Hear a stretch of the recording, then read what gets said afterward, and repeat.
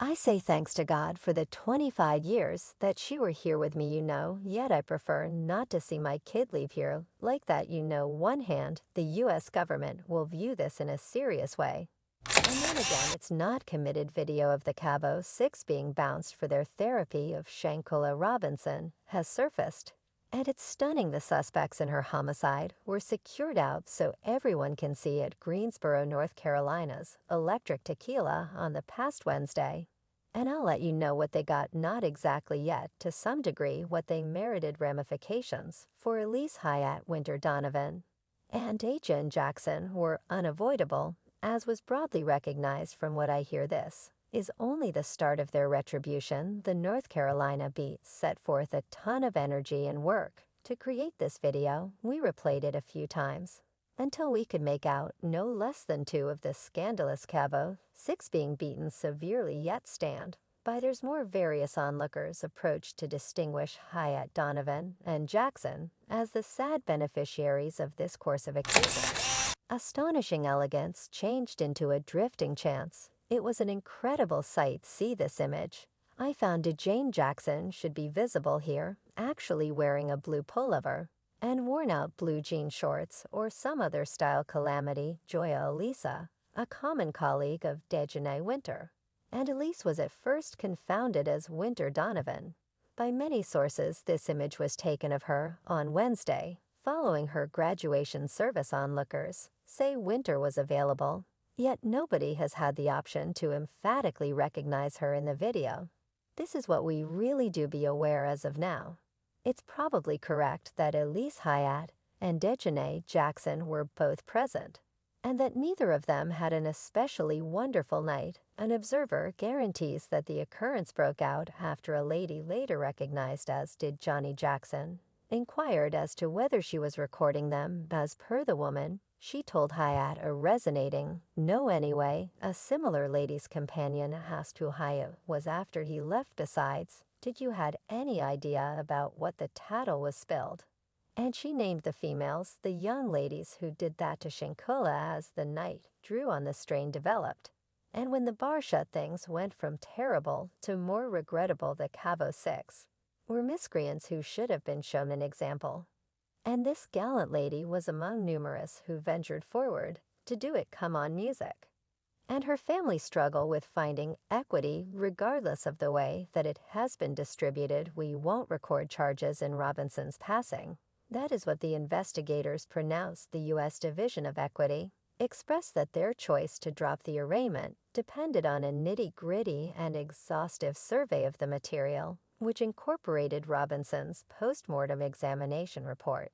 Yet that the examination was all the while continuous. The division has chatted with Robinson's family to examine the consequences of their examination and has expressed that they are ready to survey and look at new data on the off chance that it opens up. Sue Ann Robinson, talking for the family when the news broke, said, "We're disheartened yet not discouraged by what she said. They currently have a greater number of inquiries than addresses as per individuals."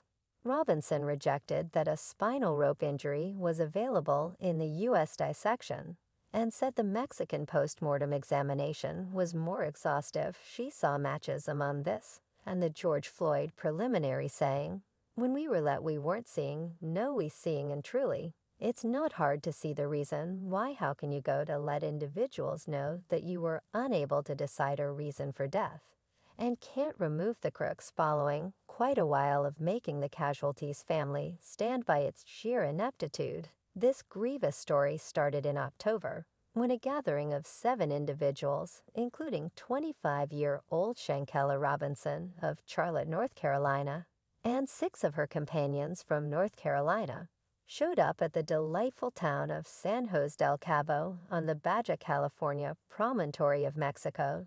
Daily later, Robinson was found dead in the condo they were leasing. Her companions had let her mom know that she had passed on from liquor inebriation.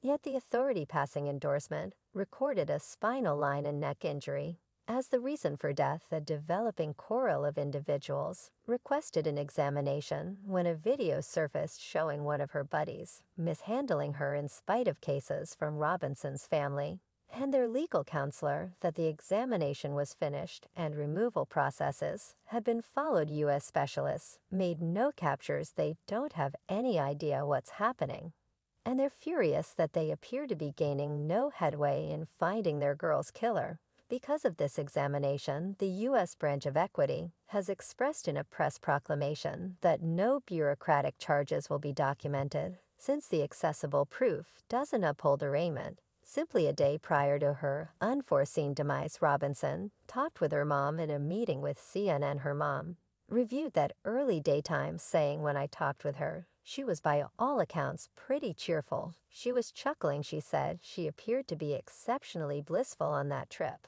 I said, okay, have fun, love you, I will converse with you tomorrow." And I had absolutely no point ever talked with her in the future. Robinson went to Winston-Salem State College, subsequent to moving on from West Charlotte Secondary School. And it was there that she met a portion of individuals who might later turn out to be a portion of her dearest companions and partners. In crime, her dad she was in the calling of twisting kids' hair, and that she had her own business. After Robinson's body was found in the Occasion Rentals parlor, her companions returned to their own homes. Her dad communicated his disarray to the Times about the conditions encompassing her family's takeoff from Mexico. Disturbing video film surfaced showing the horrendous reality of the matter. After her passing, the video of Robinson's fierce attack became viral on the web. The assailant throws her to the floor, where he over and over kicks and smacks her right upside the head and middle. There is a man's voice asking behind the scenes, "Quella, can you basically retaliate?" Robinson's dad affirmed that it was for sure his little girl in the video, uncovering she's not a warrior. She didn't put stock in show. Subsequent to exploring Robinson's demise, testament specialists were significantly more questionable about the conditions encompassing her passing. The testament went against her companion's most memorable case of liquor harming. The Times reports that Robinson was found turmoil responsive in the San Jose del Cabo home's lounge room and passed on around 15 minutes after the fact from his injuries. Liquor harmfulness was not referenced, which is remarkable. An itemized police report gave understanding into what was going on all through this sad occasion. A specialist was called to the country estate on the evening of October 29, 2022, when a stressed guest mentioned clinical guide. As per the Charlotte Spectator, Robinson's important bodily functions were steady, yet she was extremely dried out and unfit to talk. Because of the enormous measure of liquor she had tanked, the specialist had prescribed that Robinson be shipped off a clinic for clinical therapy. Yet her sidekicks demanded dealing with her at the Occasion house, as was uncovered in the police report. They were attempting to give Robinson an intravenous line. Yet things took an emotional turn when he had a seizure. As per the eyewitness record, one of her mates promptly called for clinical help at 4:49 p.m. When the specialist found tragically that there was no heartbeat, crisis measures were taken. They valiantly started cardiopulmonary revival CPR on Robinson with the assistance of one of her companions. Rapidly answering paramedics proceeded with CPR-infused adrenaline and utilized a defibrillator to attempt to resuscitate the patient. Tragically, at 5:57 p.m., it was reported that Shanquella Robinson had died in spite of their best endeavors. Bata California Sewers principal legal officer Daniel de la Rosa stood up to the general population. Right after this unfortunate misfortune in November, he informed a stunned crowd that Robinson had been killed in direct hostility, femicide, or the purposeful killing of a lady in light of her orientation was the authority charge, and a capture warrant had been given for her. De la Rosa was persuaded that one of Robinson's buddies was answerable for the homicide. Both Mexican and American specialists confirmed that the suspect was a U.S. resident anyway.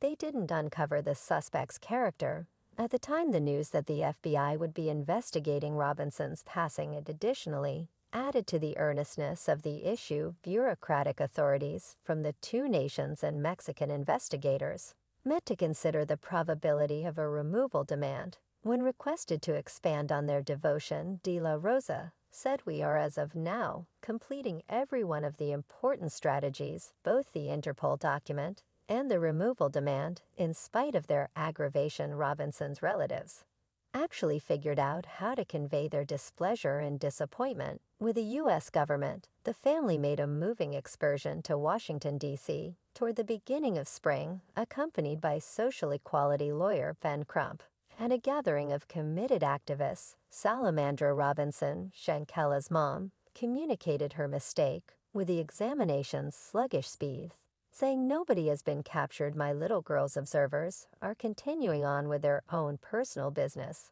They've returned to work, leaving my friends and family hanging with practically no responses. Don't worry a lot of Mrs. Robinson.